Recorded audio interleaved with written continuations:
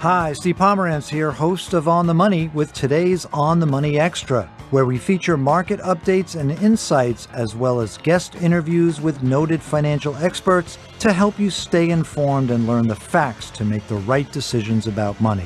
So let's get started. Competition is fierce in an extroverted world. To be seen, you have to be heard. Unfortunately, self-promotion doesn't come naturally to all of us. We've heard it before in survey after survey. Most people fear public speaking more than death. For introverts, navigating a noisy and competitive market isn't just overwhelming, it's terrifying. And you might not believe this, but I, your humble host, is more of an introvert than extrovert as well. Maybe that's why radio suits me so well.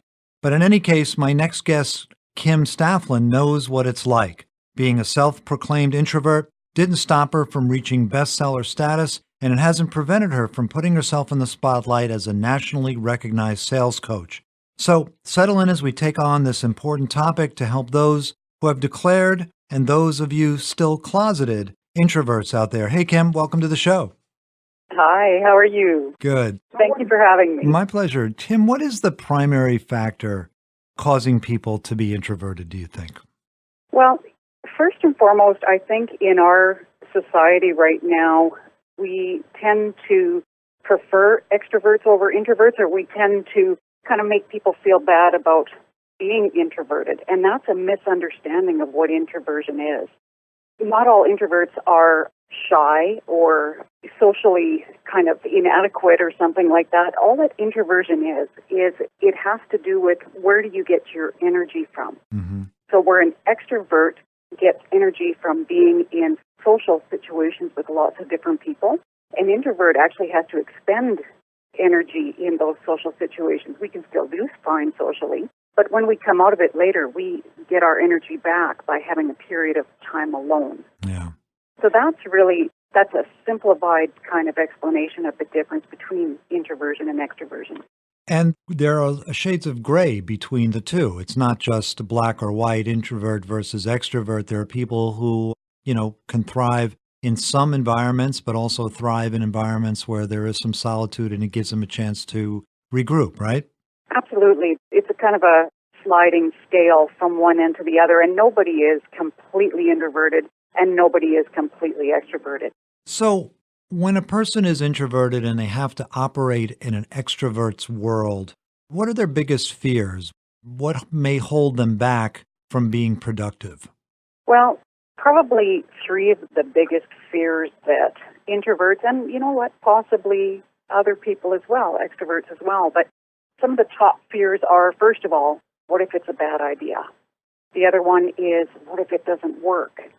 Mm-hmm. And the third one is, what if there's disagreement or criticism to this idea? Okay. So those are kind of the top three fears that might stop us from moving forward on any idea in business. So it sounds like a fear that would be based on some kind of public ridicule then. One of them is. And what I did, though, before, in this last year, I wrote a book called Successful Selling Tips for Introverted Authors.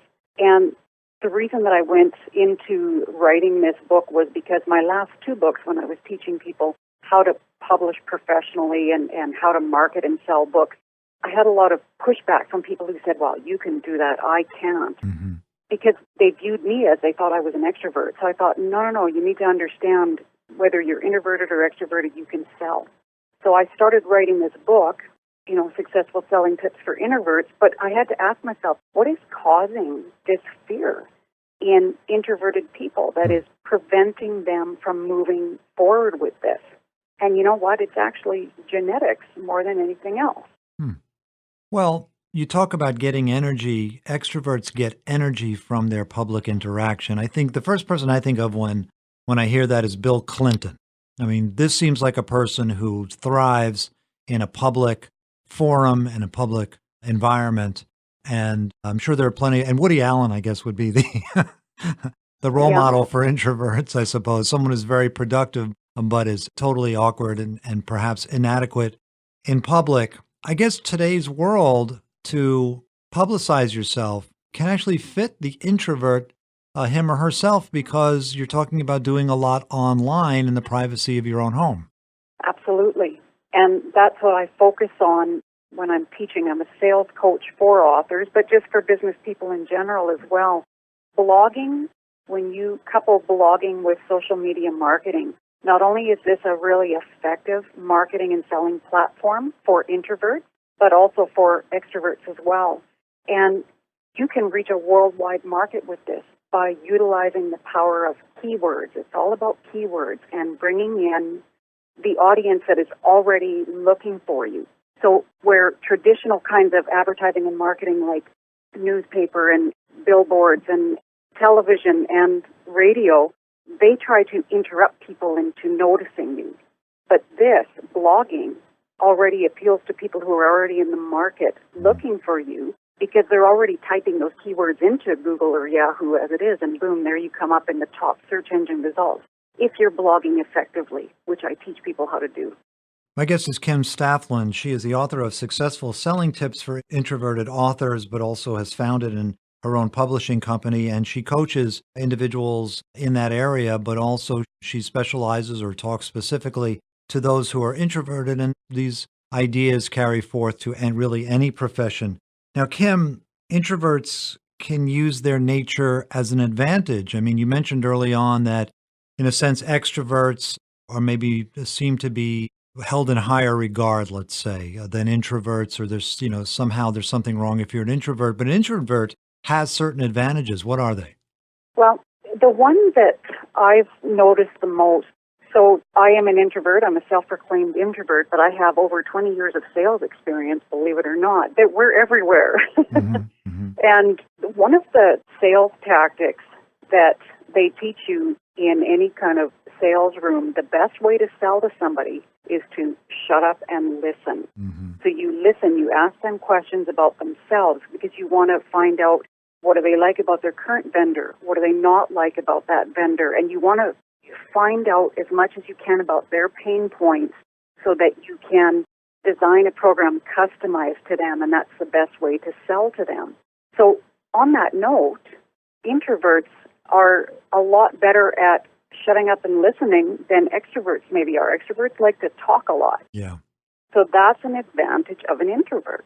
Interesting. Well, again, as I mentioned before, I'm a bit of an introvert myself. So guess who asks all the questions on this show? It's me. So that kind of fits my nature extremely well. But also introverts can take the time to research things and to think them through fully and to kind of understand opportunities before they tackle them. And that, I would think, in this world will be a tremendous advantage. Absolutely it is, because of the amount of time that we actually enjoy spending time alone, reading and researching. This is a natural quality for an introvert. And yes, that puts you in an advantage for sure. The book is Successful Selling Tips for Introverted Authors. My guest, Kim Staflund, that's Staflund. And Kim, how can people reach you? What website can they go to find out more? They can go to www.polishedpublishinggroup.com. And the company is also on Twitter, Google+, Facebook, LinkedIn, all the different places that you might want to find me or my company. We're there because that's where you need to be when you're blogging and using social media marketing. And to find out more about Kim and to hear this interview again, don't forget to join the conversation at onthemoneyradio.org. Kim, thank you so much for joining us. Thank you. You're listening to On the Money with certified financial planner Steve Pomeranz. If you'd like information about guests, topics, or anything you hear on this program, call 866-MONEY01 or visit the show's website at onthemoneyradio.org.